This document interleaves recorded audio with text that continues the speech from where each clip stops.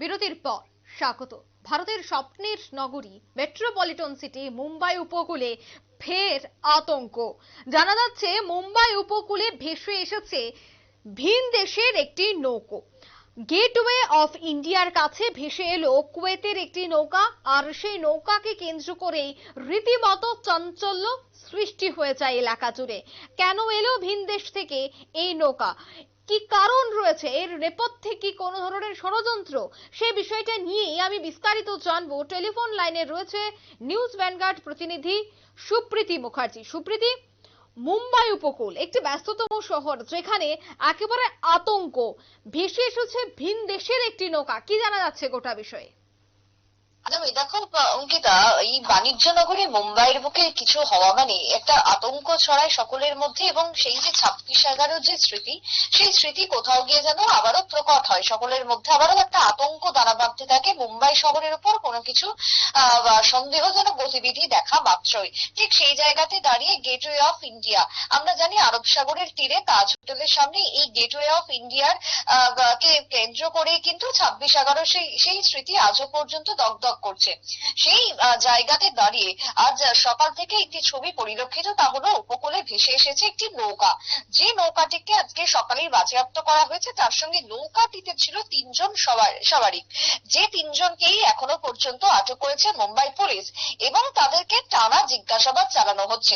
স্বাভাবিকভাবে দেখো, আরব সাগরের তীরে একটি নৌকা ভাসছে, সেই নৌকা ভাসা দেখে একটা সন্দেহের পরিবেশ তৈরি হয় প্রাথমিক অবস্থায়, এবং সেখান থেকেই নৌকাটিকে বাজেয়াপ্ত করা হয়, 3 জনকে গ্রেপ্তার করা হয় বলে পুলিশের সূত্রে খবর।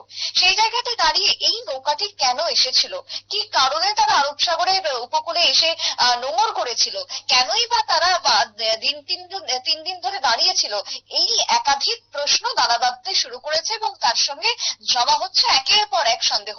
সেই জায়গায় দাঁড়িয়ে 3 জনকে গ্রেপ্তারের পর, সন্দেহজনক হওয়াতে 3 জনকে গ্রেপ্তারের পর জানা যাচ্ছে যে তারা 3 জনই কুয়েতের, এবং এই নৌকাটি কুয়েত থেকেই এসেছে।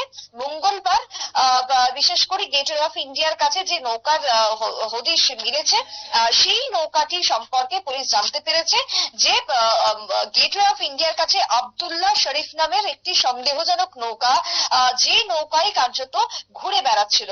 নৌকাটি দেখে সন্দেহ হয় আব্দুল্লাহ শরীফ যে নৌকাটির নাম ছিল, সেই নৌকাটিতে 3 জন ছিলেন ভেতরে। তাদেরকে জিজ্ঞাসাবাদে জানা যায় যে নৌকাটি হচ্ছে কুয়েতের। এরপরে আতঙ্ক কয়েক গুণ মাত্রায় ছাড়িয়ে গিয়েছিল।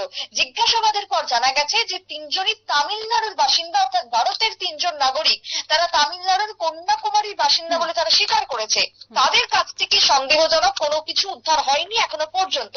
আটককৃত 3 জনের দাবি যে তারা কুয়েতের একটি ফিশিং কোম্পানিতে কাজ করতেন, এবং সেই কোম্পানির মালিক তাদের উপরে এতটাই অত্যাচার করত যে তারা সেখানে কাজ করতে পারছিলেন না। তাদের যে বেতন, সেই বেতনও তাদের সঠিকভাবে দেওয়া হতো না। তাদের পাসপোর্ট পর্যন্ত কেড়ে নেওয়া হয়েছে, যাতে করে তারা কেউই দেশে ফিরতে না পারে।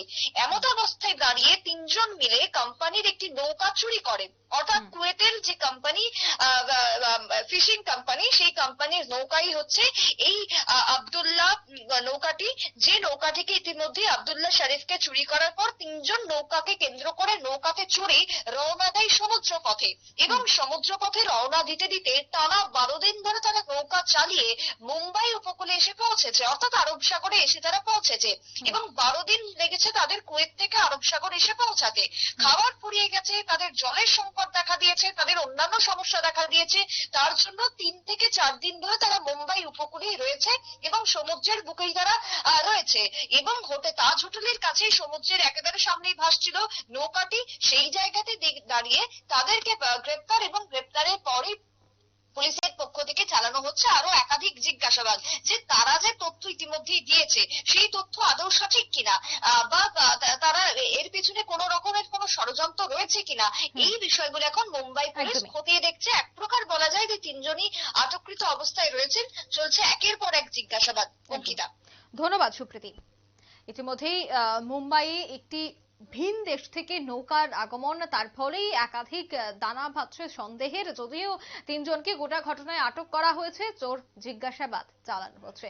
এই মুহূর্তের সংবাদ এই পর্যন্তই। আমাদের পরবর্তী নিউজ এবং আপডেট দেখার জন্য অবশ্যই চোখ রাখবেন শুধুমাত্র নিউজ ভ্যানগার্ডের পর্দায়। ধন্যবাদ।